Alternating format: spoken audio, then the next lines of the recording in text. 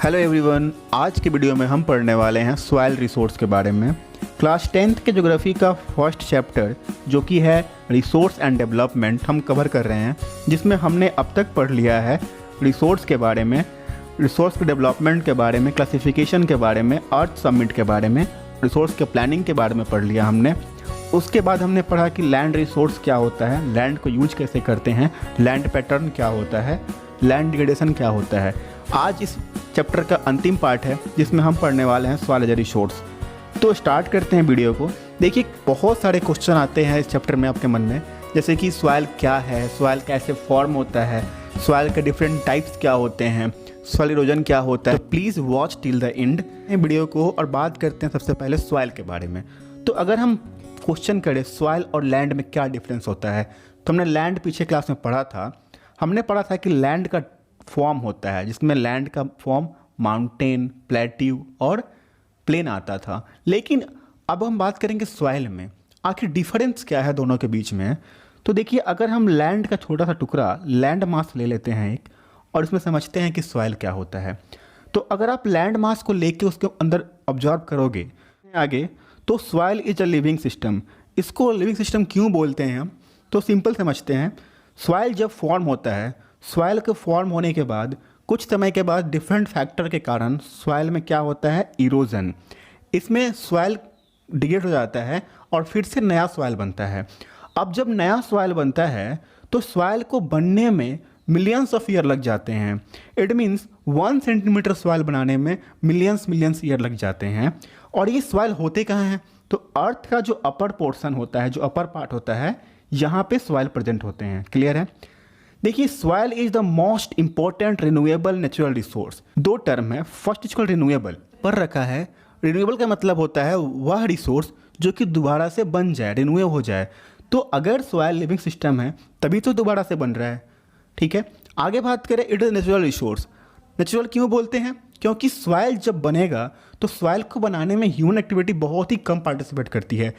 Generally soil को बनाने के लिए नेचर के फैक्टर इफेक्ट करते हैं, लाइक टेम्परेचर, सॉइल की, फिर वेदरिंग के बारे में बात करेंगे, वेदरिंग पार्टिसिपेट करता है। तो इस तरह से जो सॉइल है, soil is renewable and natural resource. अब आगे बात करते हैं, तो soil is the medium of plant growth and support different types of living organism on the earth. देखिए, अर्थ के जिस पोर्शन पे सॉइल, मतलब जहाँ का अपर पार्ट जो सॉइल है, इसमें प्लांट पाए जाते हैं, इसमें छोटे छोटे ऑर्गेनिज्म पाए जाते हैं, जिसे हम कहते हैं माइक्रो ऑर्गेनिज्म। अब हम बात करेंगे कि सॉइल का फॉर्मेशन कैसे होता है, सॉइल कैसे फॉर्म होता है। तो जनरली अगर हम बात करें तो सॉइल या किसी भी पार्टिकल को बनाने के लिए उसकी कुछ प्लांट मटेरियल होती है। जैसे ह्यूमन बीइंग या किसी भी लिविंग ऑर्गेनिज्म की बात करें तो उसको फॉर्म करने के लिए उसका पहले होता है पेरेंट। तो वैसे ही सॉइल के लिए पेरेंट होता है रॉक मटेरियल, जिसे हम बेड रॉक भी कहते हैं। अब इनमें क्या होता है, वेदरिंग। सॉइल का जो फॉर्मेशन होता है उसके फैक्टर आते हैं relief, parent rock material, climate, vegetation, life form and time. तो ये सबको हम आपस में जोड़ेंगे। ठीक है, कुछ और भी फैक्टर जैसे कि टेम्परेचर हो गया, एक्शन ऑफ रनिंग वाटर हो गया, विंड हो गया, ग्लेशियर्स हो गए, एक्टिविटीज ऑफ डिकम्पोजर्स होंगे। तो ये सभी आपस में कैसे काम करते हैं वो समझते हैं हम। तो हमने देखा कि जो पेरेंट मटेरियल होता है वो होता है रॉक। तो जो रॉक है, रॉक में क्या होता है, वेदरिंग। तो वेदरिंग के लिए रिस्पॉन्सिबल क्या होता है, टेम्परेचर, वाटर, केमिकल्स। जैसे मान लीजिए एक बड़ा सा रॉक है, ठीक है, इस रॉक के ऊपर अगर लगातार विंड अटैक करेगा तो इससे बहुत सारे पार्टिकल्स टूट के नीचे गिर जाएंगे। ठीक है, और बाद में ये पार्टिकल क्या बना लेंगे, सॉइल। वैसे ही समझते हैं, इसे कहते हैं सिंपल टर्म में हम डिकम्पोजिशन, या इसे कहते हैं वेदरिंग। अगर हम बात करें तो दो रॉक ले लेते हैं। इन रॉक के बीच में जो गैप हो गया, इस गैप में वाटर अगर आके जमा हो जाता है तो धीरे धीरे वाटर का जो मॉलिक्यूल्स है ना, इन दोनों रॉक्स को क्या करेंगे, तोड़ेंगे, और इनको टूटने से क्या बनेगा, स्मॉल पार्टिकल बन जाएंगे, जो बाद में क्या बन जाएगा, सॉइल। तो इस तरह से जो पार्टिकल्स होते हैं सॉइल के, वो कैसे फॉर्म होते हैं, by the process called weathering. ठीक है, अब हम बात करें वेदरिंग के टाइप कितने होते हैं। तो जैसे हम यहाँ देख रहे थे कि अगर वेदरिंग विंड के द्वारा होता हो या वाटर के द्वारा होता हो तो उसे कहते हैं हम फिजिकल वेदरिंग। लेकिन अगर वही वेदरिंग हो जाए by the process of chemical process, that is called chemical weathering. हम पढ़ेंगे सॉइल के प्रोफाइल के बारे में। तो सबसे पहले क्या होता है, स्टार्टिंग से बात करें, सबसे नीचे क्या होता है, रॉक होता है, जिसे हम बोलते हैं अनवेदर पेरेंट रॉक मटेरियल। अब इसमें क्या होगा, इनमें होगा वेदरिंग। अब ये क्या हो जाएंगे, substratum weathered parent rock material, जिसे हम रिगोलिथ भी कहते हैं, ठीक है। तो ये हो गया रिगोलिथ, ओके। अब इनमें क्या होगा, फिर से होगा वेदरिंग। अब ये क्या बन जाएंगे, सैंड और स्लिट क्ले, ठीक है। अब इसका सबसे ऊपर में क्या हो जाएगा, सबसे छोटे पार्टिकल जो कि टॉप सॉइल कहलाएंगे और अपर सॉइल कहलाएंगे। तो स्टार्टिंग में क्या था, पहले था पेरेंट रॉक मटेरियल, फिर ये टूट के क्या बना दिया, सबस्ट्रेटम वेदर मटेरियल। इनके बाद फिर से वेदरिंग बना और क्या हुआ, सब सॉइल, लास्ट में क्या बन गया, टॉप सॉइल। तो ये वेदरिंग की प्रोसेस होती है। आई होप समझ में आ गया होगा। अब आगे बात करते हैं हम क्लासिफिकेशन ऑफ सॉइल में। तो देखिए सॉइल की टाइप डिफरेंट होती है। इंडिया के अंदर अगर हम बात करें तो relief feature, land forms, climate realm and vegetation के आधार पे अगर हम बात करें तो सॉइल के डिफरेंट फॉर्म हैं।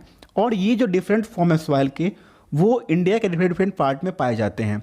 आगे हम बात करेंगे सॉइल टाइप में, तो हम जानेंगे कि कौन सा सॉइल किस स्टेट में पाया जाता है। तो बेसिकली सॉइल के जो टाइप होते हैं वे हैं फॉरेस्ट और mountain soil, alluvial soil, red rock soil और yellow soil, black soil, laterite soil और एरिड सॉइल। तो इन सब के बारे में हम जानेंगे अभी। पहले बात करते हैं हम एलुवियल सॉइल के बारे में। तो एलुवियल सॉइल जो है, entire northern plains are made of alluvial soil. जितने भी नॉर्दर्न प्लेन्स हैं वहाँ पे मेनली पाए जाते हैं एलुवियल सॉइल। फिर हम आगे बात करें तो deposited bye 3 important Himalayan river system, that is called Indus river system, Ganga river system and Brahmaputra river system. Mainly 3 river system के डिपोजिशन से बनता है एलुवियल सॉइल नॉर्दर्न प्लेन्स में, ठीक है। अब आगे बात करें तो कौन कौन से स्टेट में पाए जाते हैं। तो extend in Rajasthan, Gujarat through a narrow corridor, also found in the eastern and coastal plain, particularly in the delta of Mahanadi, Godavari, Krishna, Kaveri. अब हम बात करेंगे फॉर्मेशन ऑफ सॉइल के बारे में। तो एलुवियल सॉइल जो होता है वो जनरली बना होता है 3 प्रोपोर्शन से। कोई भी सॉइल बनता है 3 पार्टिकल से, सैंड, सिल्ट और क्ले, ठीक है। जो इनलैंड रिवर का जो वैली सिस्टम है, वहाँ की जो इनलैंड वाली पार्ट होती हैं, उस जगह पे जो सॉइल पार्टिकल हैं जनरली साइज में बड़ी होती हैं, क्लियर है। तो in the upper reaches of the river valley near the place of break of slope the soils are coarse, okay. Such soils are more common in the piedmont plain such as the Duar, Chos and Terai, ठीक है।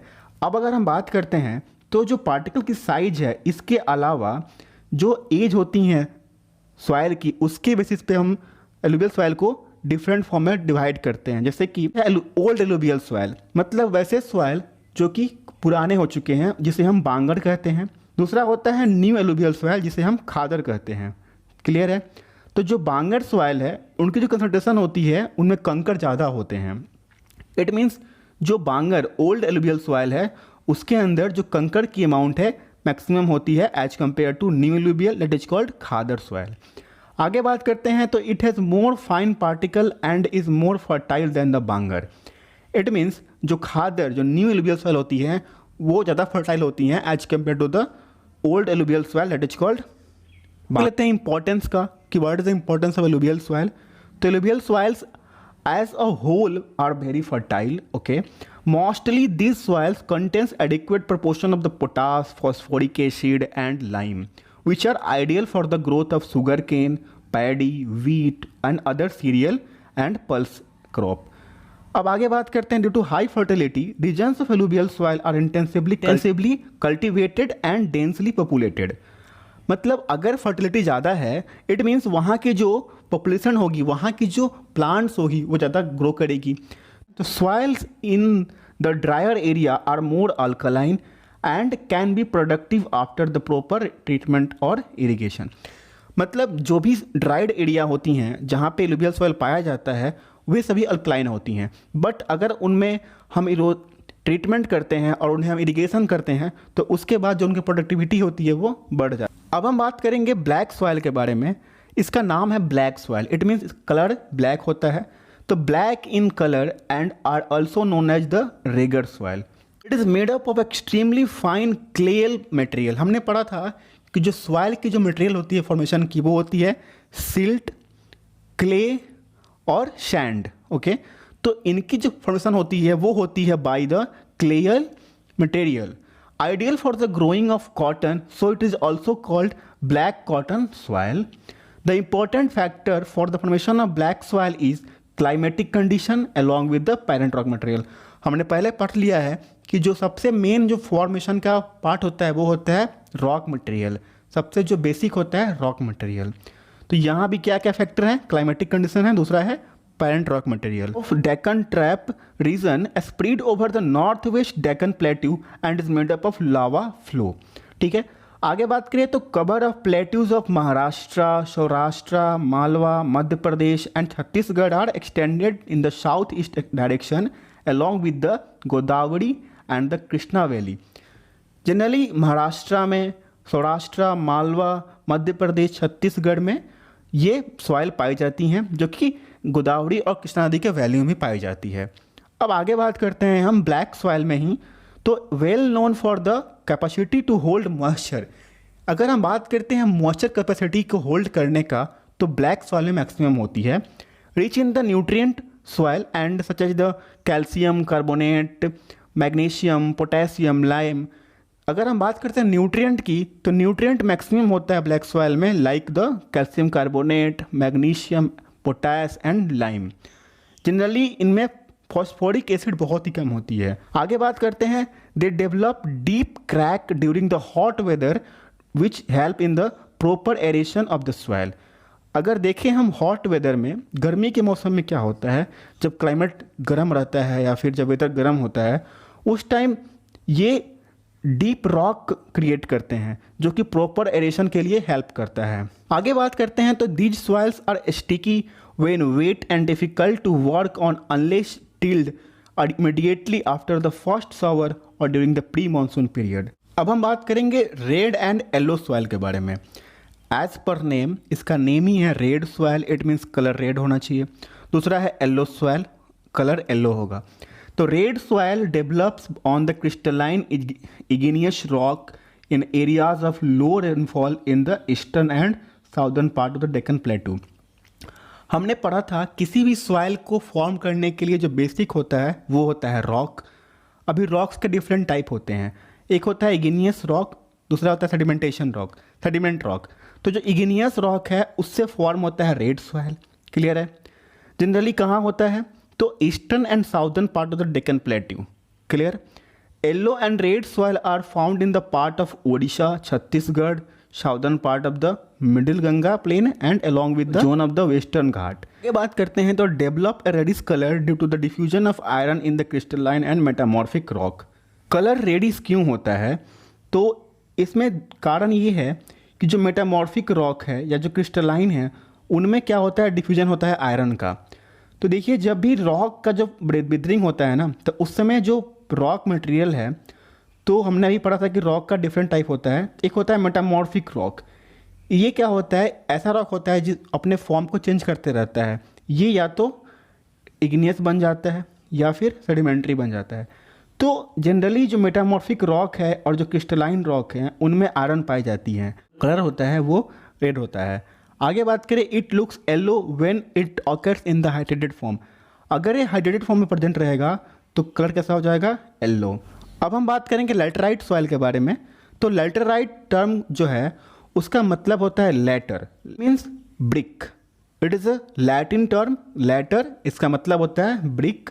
The laterite soil develop under the tropical and subtropical climate with the alternate wet and dry season. Soil is the result of intense leaching due to the heavy rain. Okay? Leaching के कारण इसका formation होता है। Laterite soil की अगर हम बात करते हैं तो ये मोस्टली डीप होते हैं, बहुत ही डीप तक होते हैं, और इनकी जो pH होती है वो जनरली 6 से कम होती है। इट मीन्स ये एसिडिक होते हैं। Generally deficient in the plant nutrient, in the plant nutrient कमी होती है। occurs mostly in the southern state, western Ghat region of the Maharashtra, Odisha and West Bengal, northeast region. Okay. आगे बात करते हैं तो this soil support deciduous and evergreen forest. It is humus rich but under sparse vegetation and the semi-arid environment. It is generally humus poor. इनमें humus की कमी भी होती है। आगे अगर बात करें हम तो laterite soil are prone to erosion and degradation due to the deposition on the landscape. After the adopting appropriate soil conservation techniques, particularly in the hilly areas of Karnataka, Kerala, Tamil Nadu, these soils is very useful for growing tea and coffee. अब हम बात करते हैं कि जो red laterite soil है तमिलनाडु, आंध्र प्रदेश और केरला में पाई जाती हैं, जनरली ये कैस्क्यू नट के प्रोडक्शन के लिए यूज़फुल होती हैं। अब हम बात करेंगे एरिड सॉइल के बारे में। तो एरिड सॉइल का जो कलर का रेंज है वो होता है रेड टू ब्राउन कलर। आगे बात करते हैं तो जनरली जो सैंडी टेक्सचर के होते हैं, ठीक है, और इनमें जो इनकी अल्कलिनिटी होती है वो सलाइन होती है।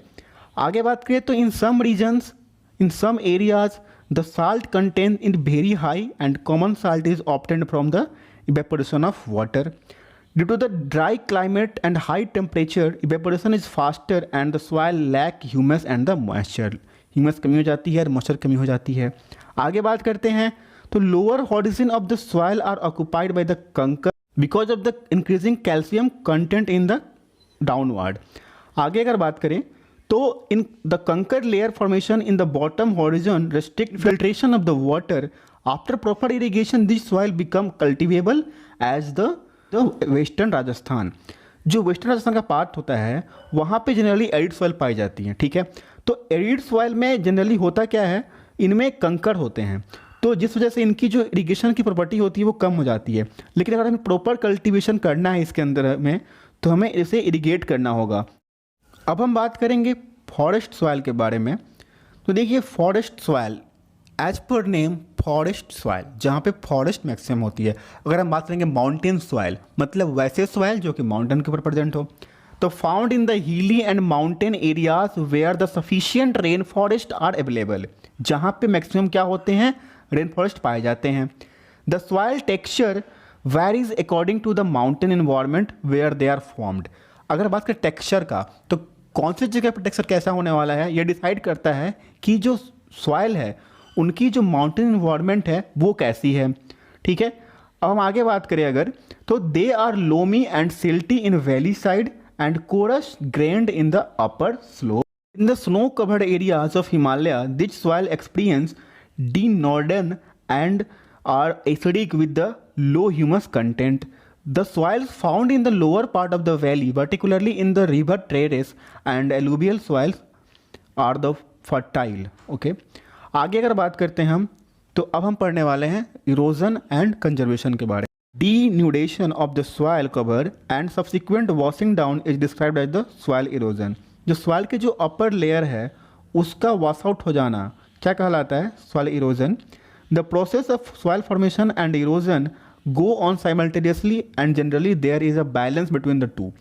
जो सॉइल फॉर्मेशन होता है एंड उसका जो इरोजन होते हैं, बट समटाइम क्या होता है, the balance is disturbed by the human activities like deforestation, overgrazing, construction and mining, while natural forces like wind, glacier, water lead to the soil erosion.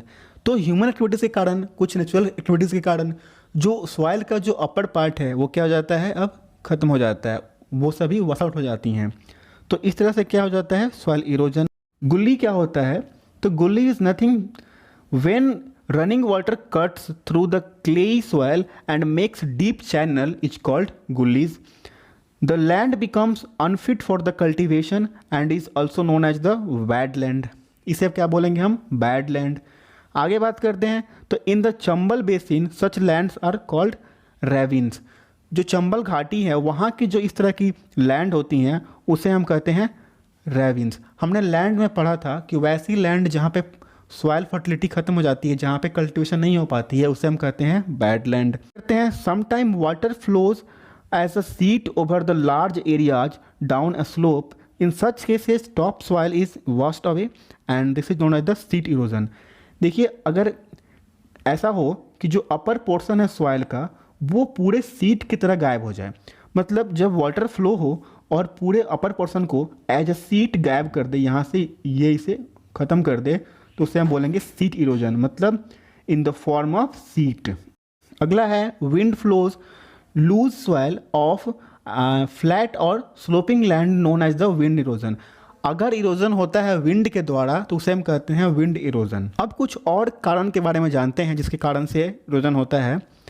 तो देखिए, soil erosion is the also caused due to the defective method of farming.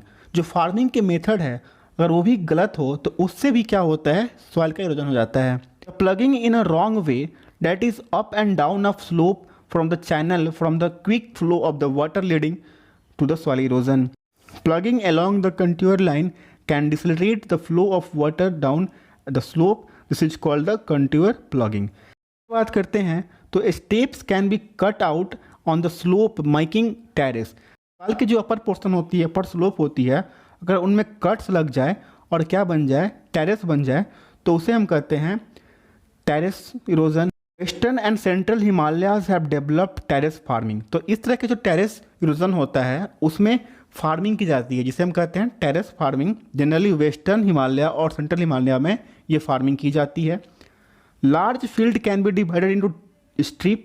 अगर देखें कुछ जगह ऐसा होता है जो फील्ड एरिया होती हैं उनमें स्ट्रिप बन जाती हैं, तो strip of grasses are left to grow between the crops, then this break up the forces of the wind. This method is called strip cropping. तो अगर स्ट्रिप में क्रॉप हम लोग कल्टिवेशन करते हैं तो उससे हम बोलते हैं strip crop. Planting lines of the trees to create shelter also work in a similar veg.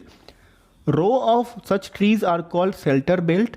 These shelter belts have contributed significantly to the stabilization of the sand dunes and stabilization of the desert in the western Indias. पढ़ा soil के बारे में, soil के erosion के बारे में। अगली video में हम पढ़ेंगे सॉइल को कैसे कंजर्व किया जाए, जो कि हमने लैंड पार्ट में कवर कर रखा है। तो प्लीज़ गो एंड वॉच।